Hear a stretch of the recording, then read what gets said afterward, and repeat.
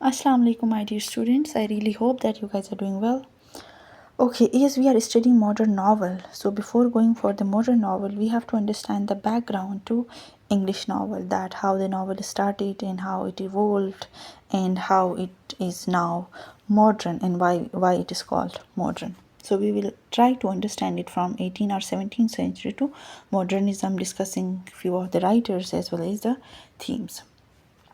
If we particularly talk about a rise of the novel 17th 18th century, so definitely it was a shift from poetry to and drama to prose. As far as poetry and drama are concerned, definitely before this century we have the great Elizabethan era. उसके अंदर हमने discuss किया था the great Shakespeare, मतलब we have studied, right? You might have studied too. So the great Shakespeare, we have discussed the university with the metaphysical poetry and so many other things जो उस time के लिए उस time के हिसाब से 16th century में क्या कहते हैं क्वीन एलिज़ाबेथ के एरा के accordingly they were perfect, but slowly gradually लोगों ने कहा कि भाई वाई ऑलवेज ड्रामा, क्योंकि ड्रामा हमेशा एलीट क्लास के लिए होती थी. As for as the poetry was concern, उसका भी यही सीन था कि चलो यार आज जो है दरबार में जाके शायरी करेंगे और इस टाइप के. And then when it comes to the poetry, basically अगर आप लोगों ने शेक्सपियर के सोनेट्स पढ़े हैं तो शेक्सपियर अपने सोनेट में मोस्टली कहता है शैल I compare the to A summers day. तो क्या था उसके अंदर कि ये मतलब मोस्टली लव और ये चीज़ें डिस्कस होती थी. तो स्लोली ग्रेजुअली प्रोज की तरफ आने लगी, और प्रोज में भी वी आर डिस्कसिंग नावल. हम प्रोज में भी सिर्फ नावल को माइंड में रखेंगे, हम एसेज और इन चीज़ों की तरफ नहीं जाएंगे क्योंकि वीडियो फिर लंबी हो जाएगी. तो इससे पहले नावल से पहले सीन क्या था, it was drama and poetry. And then novel ने क्या किया कि no, we should focus on the real life, we should focus on the ordinary people, we should focus on the what is happening to them. तो अगर हम novel 18th-17th century की बात करें तो उसके अंदर the expansion of British empire, that was the most important thing, कि जहाँ पे ब्रिटिश एम्पायर जो है इंग्लैंड के अंदर क्या हो रहा था और पूरी दुनिया में ब्रिटिश एम्पायर क्या कर रही थी.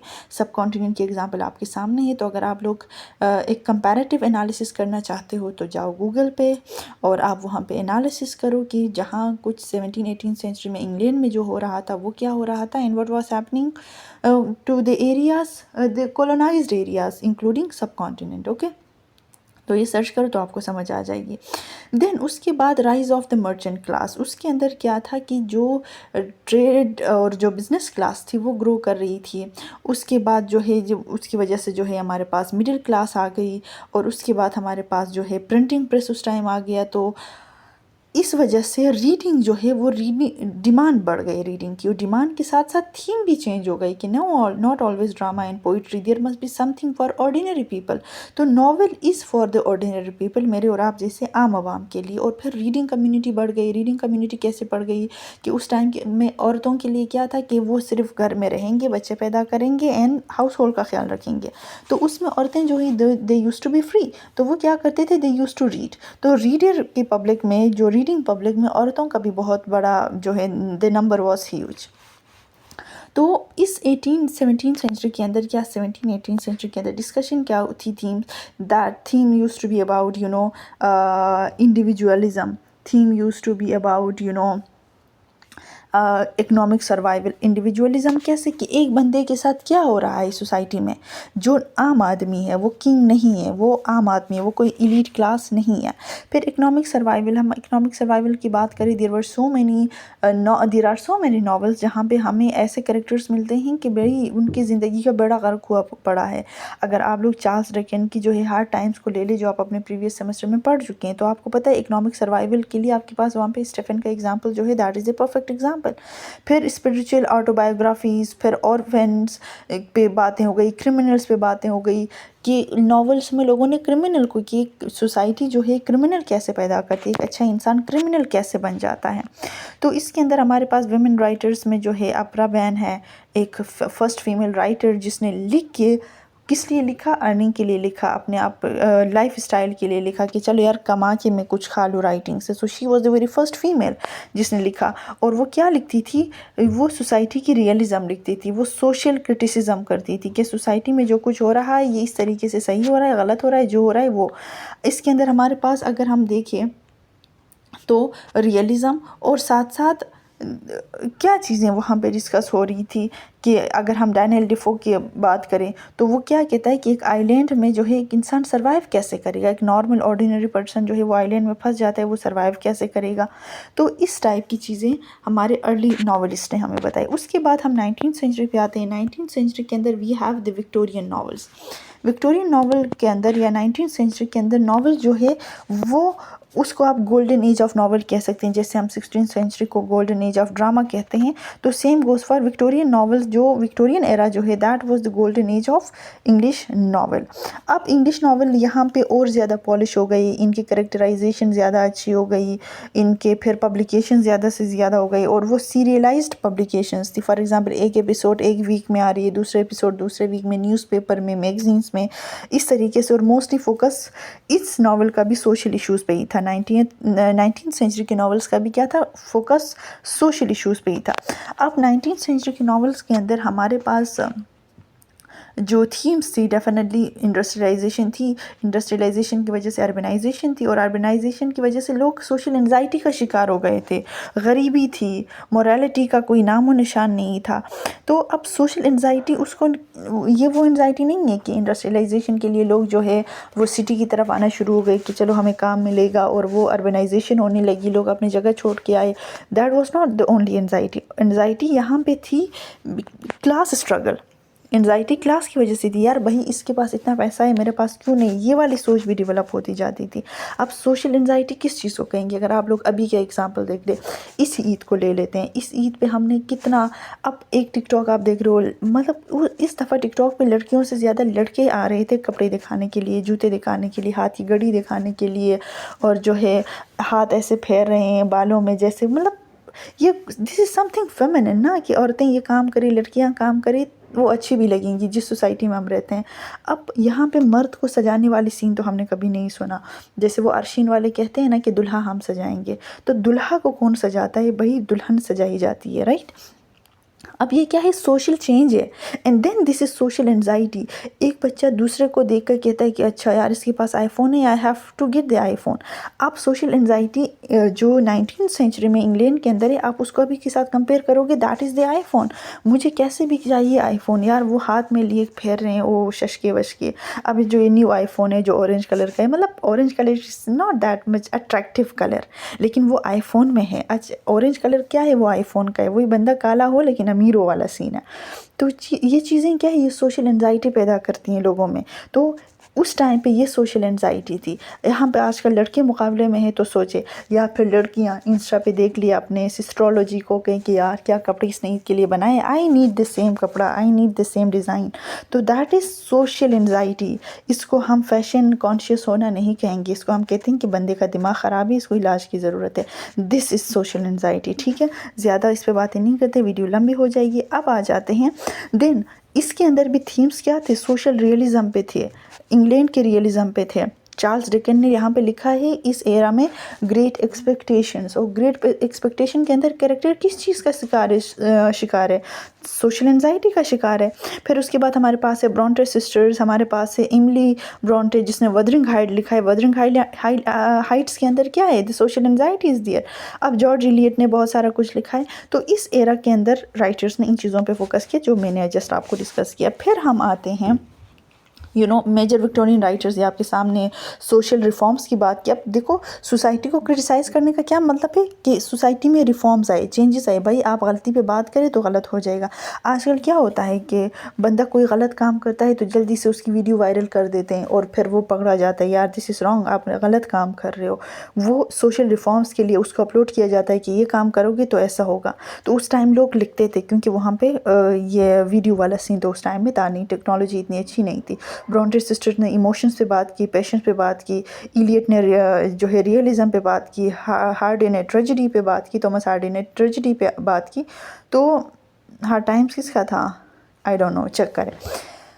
اچھا تو اب یہ تھے وکٹورین رائٹرز، انہوں نے ان چیزوں پہ فوکس کیا. اب آتے ہیں ٹرانزیشن ٹو ماڈرنزم. ہمیشہ یاد رکھنا بچوں، ماڈرنزم کی اگر ہم بات کریں نا تو سوسائٹی کے اندر ایک دم سے چینجز نہیں آتی. فار ایگزامپل ہم کہیں کہ دیکھو یہ 17 18 سینچری وہ الگ ہے، پھر 19 سینچری الگ ہے، پھر 20 سینچری الگ ہے، ایسا نہیں ہوتا.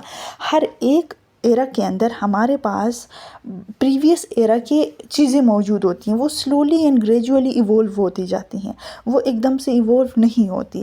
اب آپ دیکھیے بہت ساری چیزوں کا آپ لوگ مذاق بناتے تھے 5 ایئرس بیک، آج بہت سارے وہ کام آپ لوگ کرتے ہوں گے. جسٹ تھنک اباؤٹ اٹ، آپ سوچیں اس پہ.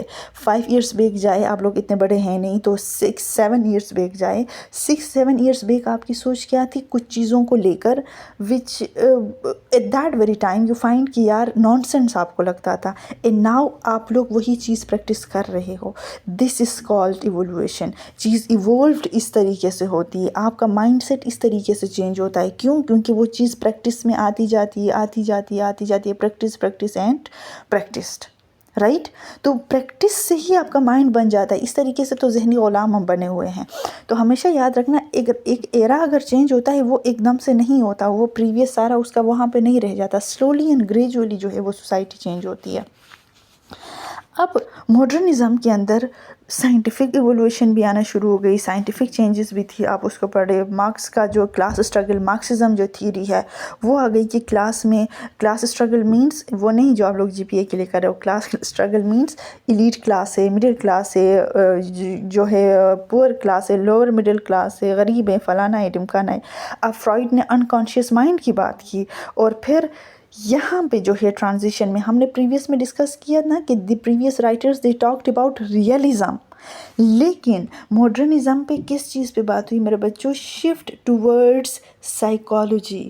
دس از سائیکالوجیکل ریئلزم.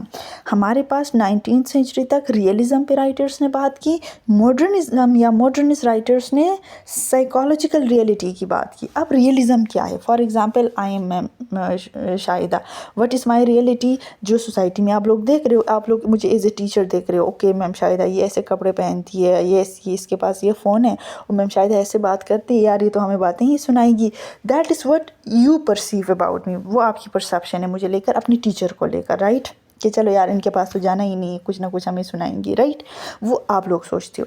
اب ان سائڈ شاہدہ کیسی ہے؟ That is something hidden. اس کو کوئی انڈرسٹینڈ کرنے، ہم اکثر کہتے ہیں نا یار آپ مجھے نہیں سمجھ سکتے، ہم اکثر کہتے ہیں ایسے، پتہ نہیں.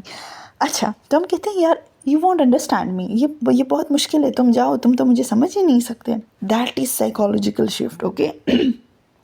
جس کے اندر ہم کہتے ہیں کہ بھائی یہ ہو ہی نہیں سکتا، یہ وہ ہے. اب یہاں پہ ایک بندہ جو ہے ہم کہتے ہیں بڑا خاموش انسان ہے، یار یہ تو کسی سے بات ہی نہیں کرتا. ابھی ایک دفعہ اسی آپ لوگوں کے سیمسٹر میں ایک کلاس میں آپ کی ایک سیکشن میں میری ڈیوٹی تھی، تو وہاں پہ ایک بچی تھی، وہ پیپر کے لیے نہیں آئی. اب میں آپ کو بتاتی ہوں نا کہ ہم کتنے زیادہ ایبسنٹ ہیں، اپنے علاوہ ہم سوچتے ہی نہیں. اب یہ اگزامپل دیکھو ایک دم سے کلک ہوا. اب وہ بچی جو تھی وہاں پہ گروپ میں کچھ اس نے کہا کہ میم ایسا سین تھا کہ گروپ میں شیئر ہوا تھا کہ ہمارا پیپر جو ہے وہ 11 o'clock ہوگا اور some thing like that. She was confused. اب پیپر ہو رہا ہے، اٹینڈنس کے ٹائم بھی میں نے پوچھا، یہ بچی نہیں ہے. اکثر وہ سارا اٹینڈنس ہو جاتا ہے، جو ایبسنٹ ہو جاتے ہیں پھر پوچھتی ہوں اچھا یہ نہیں ہے. اس کے بعد بچی آ جاتی ہے، پیپر میں تقریباً کوئی 15 منٹس رہتے تھے، وہ آ گئی، کہتی ہے کہ میم مجھے پتہ نہیں تھا. And I asked in the class کہ اس کا کوئی بیسٹ فرینڈ ہے، کوئی فرینڈ جس سے یہ بات کرتی ہو، کوئی بتا تو دے یا کچھ، یار صبح آ کے کال کرے کہ بھائی ابھی آپ تک نہیں پہنچی، خیریت تو ہے، آپ کی خیریت تو معلوم کرے. آپ لوگ ابھی 5th سیمسٹر میں ہو، آپ لوگوں نے تقریباً 5 سیمسٹر ایک ساتھ بلکہ 6 سیمسٹر ایک ساتھ گزارے. آپ لوگوں کو آپس میں اتنا بھی وہ نہیں ہے کہ چلو یار ہم کسی کا پوچھ لیں. اب ہوتا کیا ہے، وہ میں نے کویسچن کیا تو ایک جواب آتا ہے میم یہ تو کسی سے بات ہی نہیں کرتی. اچھا پھر کہا جاتا ہے یہ پیچھے جو بیٹھی ہے یہ دونوں آپس میں بات کرتے ہیں تو might be she is her friend. اس سے میں نے پوچھا میم پتہ نہیں میری تو بات نہیں ہوئی. تو وٹ از دس بیہیویئر؟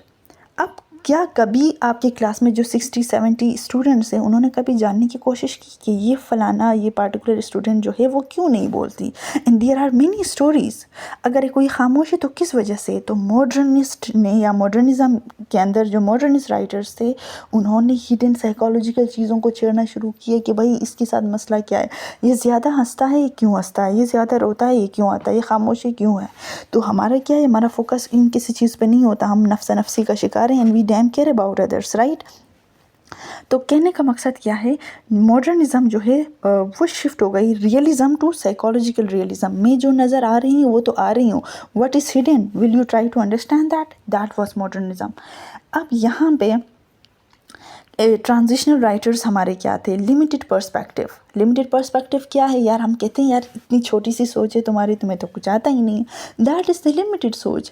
اگر آپ پھر ہم کہتے ہیں یار I am very broad minded and very open minded, پھر اس کی ڈیفینیشن ہماری ڈفرینٹ ہو جاتی ہے، پھر لبرل ورسز کنزرویٹیو میں ہم شفٹ ہو جاتے ہیں. تو ان ساری ٹرانزیشنل رائٹرز کے اندر ان لمیٹڈ پرسپیکٹیو کو یا پرسیپشنز کو ماڈرنزم نے ڈسکس کیا. اگر ایک چیز میرے لیے نیگیٹو ہے، why that is positive for you. ایک چیز میرے لیے پازیٹیو ہے، then why it is negative for you. پھر اس کا بیک گراؤنڈ، پھر ساری چیزیں ڈسکس کرنے کی کوشش کی. پھر انہوں نے مورل ڈارکنیس کی بات کی. مورل ڈارکنیس مینس آپ لوگ کہہ سکتے ہو کہ darker vision of human nature, کہ لمٹس آف پرسیپشن، انسان اتنا اندر کتنا گھٹیا ہو سکتا ہے، کتنا اچھا ہو سکتا ہے. مورل ایمبیگوٹی کی انہوں نے بات کی، رائٹ. پھر اس کے بعد فریگمنٹڈ نیریشن آ گئے. فریگمنٹڈ نیریشن آپ اس کو کہتے ہیں کہ ایک چیز ہے دیٹ از مسڈ، اچھا یہ کیوں نہیں ہے. So there are so many things, انہوں نے اس پہ بات کرنا شروع کیا. اب 20th سینچری کے بعد ہم ابھی یہ جو پڑھیں گے انشاءاللہ لارڈ آف دی فلائز، تو اس کے اندر ورلڈ وار کو بھی ہم ڈسکس کریں گے، کیونکہ رائٹر جو ہمارا ہے ولیم گولڈنگ، تو ورلڈ وار میں ہی ان کو بہت ساری چیزیں کلیئر ہو گئی جا کے انہوں نے لکھا. اچھا یہ ورلڈ وار 1 کے بعد ریجیکشن آف ریئلزم. اب realism it is not that rejection تھا، سائڈ ریئلزم ورسز آپ کہہ سکتے ہو psychological realism. Fragmentation and isolation پہ بات ہو گئی. اسٹریم آف کانشیسنس کی بات ہو گئی. ورجینیا وولف کا ہم اسٹریم آف کانشیسنس انشاءاللہ پڑھیں گے. تو یہ سارے تھیمز، یہ زیادہ ڈیٹیل میں نہیں جاتی کیونکہ یہ ہم آگے پڑھنے والے ہیں. اچھا یہ ہمارے تھے رائٹرز. اب ہم آ جاتے ہیں ولیم گولڈنگ کی لارڈ آف دی فلائز پر. پہلی بات تو یہ novel, William Golding himself he was a teacher. وہ جب ٹیچر تھے تو کیا تھا کہ وہ پڑھاتے تھے اسکول میں، and he was a very positive person. World war 2 کے اندر، یہ 1954 کی پبلیکیشن ہے، ٹھیک ہے. 1954 میں ورلڈ وار 1 بھی گزر چکی تھی، ورلڈ وار 2 بھی گزر چکی تھی. تو ورلڈ وار 2 سے یہ بہت زیادہ انسپائر ہوئے. اس نے dark view of human nature کو انڈرسٹینڈ کیا کہ انسان کتنا گھٹیا ہو سکتا ہے اور کتنا اچھا ہو سکتا ہے، اور اچھائی کے بعد انسان مجبور ہو کے کتنا گھٹیا ہو سکتا ہے. And this Lord of the Flies is a response to the Coral Island. اب کورل آئیلینڈ کے اندر کیا ہے، کورل آئیلینڈ کے اندر جو کہ 1857 اور 58 کی پبلیکیشن ہے، اس کے اندر برٹش چلڈرن ہے. یہ بات مائنڈ میں رکھنا، برٹش چلڈرن، انگریز بچوں کی بات ہو رہی ہے. اور کورل آئیلینڈ میں ان بچوں کو کیا شو کیا گیا ہے کہ they are the most civilised kids. اور یہ جو کڈس ہیں دے ور ان دا آئیلینڈ، اور آئیلینڈ میں پھنسے، لیکن انہوں نے بڑے اچھے طریقے سے وہاں پہ خود کو مینیج کیا، چیزوں کو سنبھالا، اور بڑے آسانی سے اور بڑے اچھے طریقے سے سویلائزڈ بچوں کی طرف وہ باہر آ گئے. Evil exist with in humans, اس نے ہمیں بتایا ہے لارڈ آف دی فلائز کے تو. تو کورل آئیلینڈ نے اتنی پازیٹیوٹی دکھائی ہے کہ British children they are the positive the civilised children. تو اس نے کہا کہ ورلڈ وار 2 میں جب اس نے دیکھا کہ اس نے کہا، اور یہ کورل آئیلینڈ، یہ being a teacher William Golding school میں پڑھا چکے تھے، کتنی دفعہ پڑھا چکے تھے، لیکن جب اس نے ریئل لائف میں ایکسپیرینس کیا، اس نے کہا کہ نو اٹ از ناٹ ٹرو. ہمیشہ برٹش کڈس جو ہیں دے آر ناٹ سویلائز. اب لارڈ آف دی فلائز کے اندر بھی برٹش چلڈرن ہیں. اب وہ جو برٹش چلڈرن ہیں they are not civilise in Lord of the Flies. یہ کیسے سویلائز نہیں، ہم آگے ڈسکس کریں گے. تو یہاں سے انسپائرڈ ہو کے کہاں گیا ولیم گولڈنگ نے جو ہے یہ ہمارے پاس یہ ناول لکھا. کورل آئیلینڈ سے انسپائر ہو کے لارڈ آف دی فلائز لکھا. تو ٹیچر تھے، ورلڈ وار سے انسپائر ہو کے سوری اس کو لکھا. اینڈ دین انشاءاللہ in the coming class we will be discussing this story. تو آن لائن کلاس میں ہم نے اور زیادہ اس کو ڈیٹیل میں ڈسکس کیا تھا، لیکن فار دوز اسٹوڈنٹس جو آن لائن میں نہیں آ سکے due to some their technical اور پتہ نہیں پرسنل ایشوز، تو انشاءاللہ یہ ویڈیو اتنی لمبی شکر الحمدللہ نہیں ہوئی، جسٹ 20 منٹس ہیں آلموسٹ. گڈ لک بچوں، انشاءاللہ see you in the next class, but try to come online تاکہ ہم زیادہ سے زیادہ ان چیزوں کو ڈیٹیل میں ڈسکس کر سکیں. لیکن ایک بات ہمیشہ یاد رکھنا، writer always write according to the society, جہاں پہ جس سوسائٹی کو وہ آبزرو کرتا ہے. Thank you so much, take care, اللہ حافظ.